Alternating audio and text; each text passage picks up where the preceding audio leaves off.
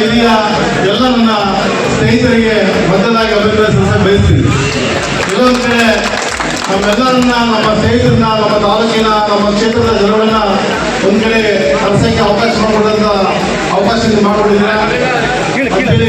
ನಿಮ್ಗೆಲ್ಲ ಅಭಿನಂದನೆ ಸಲ್ಲಿಸಿ, ಈಗಾಗಲೇ ನಮ್ಮ ಬಗ್ಗೆ ಸಾಕಷ್ಟು ವಿಷಯ ಹೇಳಿದರೆ, ನಾವು ದೇಶವನ್ನು ಹೇಳಿದಂಗೆ ಅಧಿಕಾರಕ್ಕಾಗಿ ಅಂತಲ್ಲ, ನಾವು ಕ್ಷೇತ್ರದಲ್ಲಿ ನಾವು ಹುಟ್ಟಿದ್ದೀವಿ, ಕ್ಷೇತ್ರ ಜನ ಮಾಡ್ಬೇಕಂತ, ಕ್ಷೇತ್ರ ಜನಗಳ ಕೆಲಸ ಮಾಡಬೇಕಂತೇಳಿ ನಾವು ಮನಸ್ಸಲ್ಲಿ ಹೇಳಿದ್ವಿ.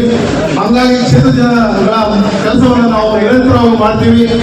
ಅಧಿಕಾರ ಆ ದೇವರು ಹಿರಿಯರು ಯಾವತ್ತು ನಮಗೆ ಕೊಡ್ತಾರೋ ಅವತ್ತು ಅದನ್ನ ಸ್ವೀಕರಿಸಕ್ಕೆ ನಾವು ಸಿದ್ಧಿರ್ತೀವಿ ಅಂತೇಳಿ ಹೇಳಕ್ ಬಯಸಿ, ಇನ್ನೊಂದು ಮುಖ್ಯವಾಗಿ ಯಾರೇ ಏನೇ ಕೆಲಸ ದಿವಸ ನೀವು ನಮ್ಮನ್ನ ಭೇಟಿ ಮಾಡ್ರಿ, ನೀವು ಕೆಲಸ ಮಾಡೋದು ಅಂತೇಳಿ ಯಾಕೆ ನಾವು ಹೇಳ್ಬೇಕಂದ್ರೆ, ನಮಗೆ ಆ ದೇವರು ನಮ್ಮ ಅಪ್ಪ ನಮ್ಮ ಅದನ್ನ ಕಲ್ಸ್ಕೊಟ್ಟಿದ್ದಾರೆ.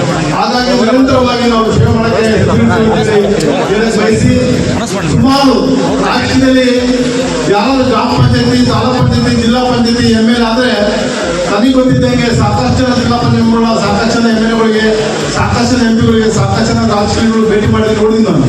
ಈ ರಾಜ್ಯ ತುಂಬ ನೋಡಿದ್ ನಾನು.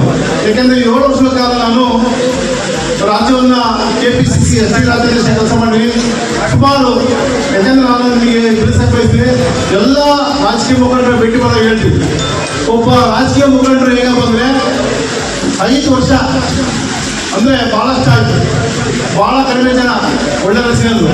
5 ವರ್ಷ ಆಗ್ತಿದ್ದಂಗೆ ಏನಾದ್ರು ಒಂದು ಕೆಟ್ಟ ಮಾತಾಡ್ತಿರ್ತಾರೆ ರಾಜಕಾರಣ ಬಗ್ಗೆ. ಅಷ್ಟು ಸುಳ್ಳು ಕೆಲಸ ರಾಜಕಾರಣದಾಗೆ. ಯಾಕಂದ್ರೆ ನಾವು ಸುಮಾರು ನನಗೆ ಗೊತ್ತಿದ್ದಂಗೆ 30 ವರ್ಷದಿಂದ ನಮ್ಮ ತಾಲೂಕಿನಲ್ಲಿ ನಾವು ಸೇವೆ ಮಾಡ್ತೀವಿ. ನಮಗೆ ಗೌರವ ಕೊಟ್ಟು ನಮ್ಮ ಜನ, ಹಾಗಾಗಿ ನಮಗೆ ಸೇವೆ ಮಾಡಕ್ಕೆ ಅವಕಾಶ ಸಿಕ್ಕಿದೆ.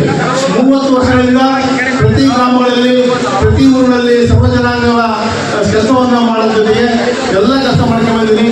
ಹಾಗಾಗಿ ನೀವು ಎಲ್ಲ ನಮ್ಮ ಸಮಸ್ತ ಜನಗಳು, ಹಿರಿಯರು ಎಲ್ಲರೂ ಸಹ ಮುಂದೆ ಏನಾದರೂ ನಿಮಗೆ ಒಂದು ಒಳ್ಳೆ ಅವಕಾಶ ಸಿಕ್ಕಿದ್ರೆ ನೀವೆಲ್ಲ ಇರ್ಬೇಕಂತೇಳಿ ನಿಮ್ಮಲ್ಲಿ ಕೈ ಮುಗಿದು ಕೇಳ್ಕೊಳ್ಳೋ ಜೊತೆಗೆ, ಯಾಕಂದ್ರೆ ಈಗಾಗಲೇ ಬಸಪ್ಪರಿಗೆ ದುಡಿದಿವಿ, ಅಶ್ವಥ ಸೇವೆ ದುಡಿದಿವಿ, ರಾಜಕೀಯವಾಗಿ ಹೇಳ್ಬೇಕಂದ್ರೆ ರಾಜೇಶ್ವರಿ ದುಡಿದಿವಿ, ರಾಮಣ್ಣ ದುಡಿದಿವಿ, ರಾಜಣ್ಣ ದುಡಿದಿವಿ, ದೇವರಪ್ಪ ದುಡಿದಿವಿ, ಎಲ್ಲರೂ ಇಷ್ಟ ಬಂದಿವಿ ನಾವು.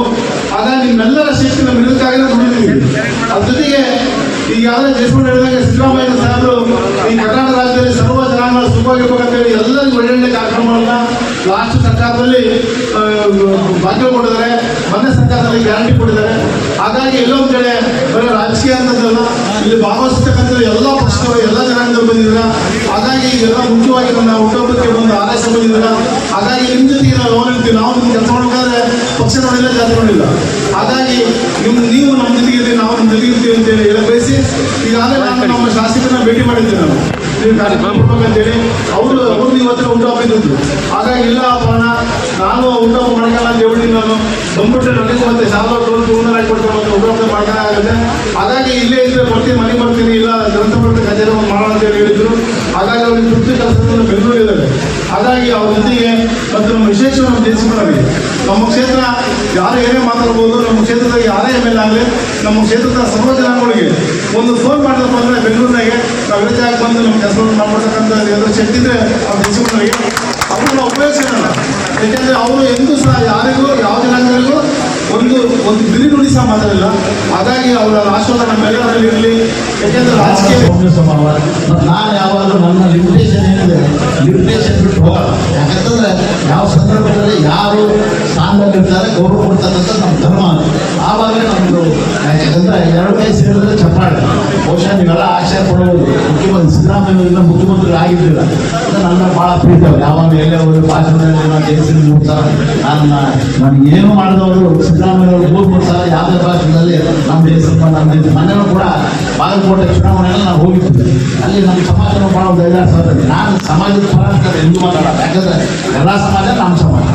ನಾನು ಕೇಳಿದ್ರೆ ಏನು ದೇಶ ಸರ್, ಯಾವ ರೇಟ್ ವಿಚಾರದಲ್ಲಿ ದೇವರಂತ ಮನುಷ್ಯ ಆಗ್ತದೆ ನಮ್ಮ ಸಮಾಜ. ಯಾಕೆಂದ್ರೆ ಅಷ್ಟು ಒಳ್ಳೆ ನಮ್ಮ ಬ್ರಾಹ್ಮಣರಿಗೆ ಏನು ಮಾಡೋದು ಬೇಡ, ಪ್ರೀತಿಯಿಂದ ಮಾತಾಡ್ತಾರೆ ನಮ್ಮ ಸಹಾಯ.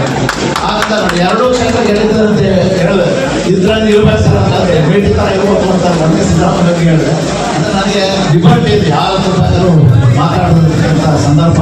ಇವತ್ತು ನಿಜವಾಗಿ ಬಂಡವಾಳ ಕೊಟ್ಟಂಥ ಇದು ಏನೋ ಸಂಗ್ರಾಮ ಬೇರೆಯವರು ಕೊಟ್ಟಂತ ಪಟ್ಟೆ ಹಾಕಂತ ಒಂದು ಕಾರಣವನ್ನ ಸಿದ್ದರಾಮಯ್ಯನವರು ಬಂದು ಅದನ್ನ ತಿರುಬೇಡಿ ಇನ್ನೊಂದು ಹಾಗೆ ಪಟ್ಟಣ ನೀವೇ ಸ್ವತಂತ್ರರಾಗಿದೆ ಅಂತ ಅನೇಕ ಕಾರ್ಯಕ್ರಮ ಕೊಟ್ಟು ಕಾಂಗ್ರೆಸ್ ಪಕ್ಷ ದೊಡ್ಡ ಶಕ್ತಿಯಾಗಿ ಕಾಂಗ್ರೆಸ್ ಯಾವಾಗಲೂ ಶಾಶ್ವತ ಆಗಿರೋದು ಯಾರು ನೀವು ಯಾರೇ ಹೇಳಬೇಕಾಗಿ ಯಾಕಂದ್ರೆ ನಾನು ಯಾಕೆ ಇದನ್ನ ಬಹಳ ದೊಡ್ಡ ಮೆಸೇಜ್ ಕೊಡ್ತೀನಿ ಅಂತಂದ್ರೆ ನಾವು ಎಲ್ಲರಿಗೂ ಭವಿಷ್ಯದೆ ಪಾಲನೆಗೂ ಭವಿಷ್ಯದೆ ಬೇರೆಯವ್ರಿಗೂ ಭವಿಷ್ಯದೆ ಯಾಕಂತಂದ್ರೆ ಯಾರು ಏನಪ್ಪ ಇದೆ ಏನಿಲ್ಲ ನಮ್ಮದ ನಿಜವಾಗಿ ಶಿವಕುಮಾರ್ ಕೂಡ ನಾವು 2004ರಲ್ಲಿ ಏನಾಯ್ತು ಅಂತಂದ್ರೆ ಈ ಕೊಯ್ಲೇಶನ್ ಗೌರ್ಮೆಂಟ್ ಧರ್ಮ ಸಿಂಗ್ ಅವರು ಮುಖ್ಯಮಂತ್ರಿ ಆದರು ಆವಾಗ ದೇವೇಗೌಡರು ದೇಶಪಾಂಡೆ ಮತ್ತು ಶಿವಕುಮಾರ್ನ ಮಂತ್ರಿ ಮಾಡಿಕೊಂಡು ಯಾಕೆಂದ್ರೆ ನಾನು ವಿರುದ್ಧ ಸ್ಟೇಟ್ಮೆಂಟ್ ಮಾಡಿದ್ರು ಅಂತ ಇಬ್ಬರು ಮಂತ್ರಿ ಆಗಲಿಲ್ಲ ಬಟ್ ದೇಶಪಾಂಡೆ ಅವರು 3 ತಿಂಗಳಲ್ಲಿ ಅವ್ರಿಗೆ ಭಾಳ ದೊಡ್ಡ ಕೆಪಾಸಿಟಿ ಇದ್ದು ಬಂದು ಶಿವಕುಮಾರ್ ಆಗಲಿಲ್ಲ ಶಿವಕುಮಾರ್ ಪಾಪ ದೇಶಪಾಂಡೆ ಅವ್ರ ಹತ್ರ ಅದೆಲ್ಲ ಬರ್ತಿದ್ರು ಬೇರೆ ಯಾವುದೋ ಒಂದು ಸೊಸೈಟಿ ವಿಚಾರ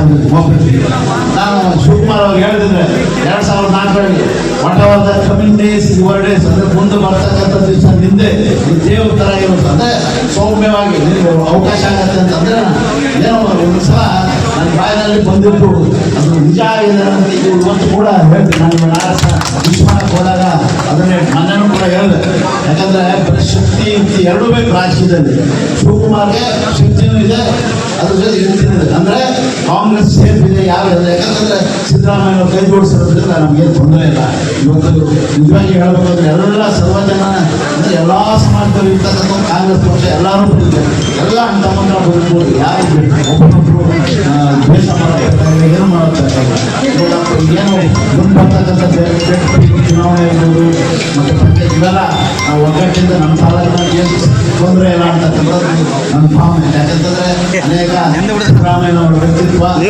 ಶಿವಕುಮಾರ್ ಇವತ್ತಿನ ಆಡಳಿತದಲ್ಲಿ ಒಂದು ದೊಡ್ಡ ಬದಲಾವಣೆ ಯಾಕಂತಂದ್ರೆ ಬಹಳ ವಿಜನರಿ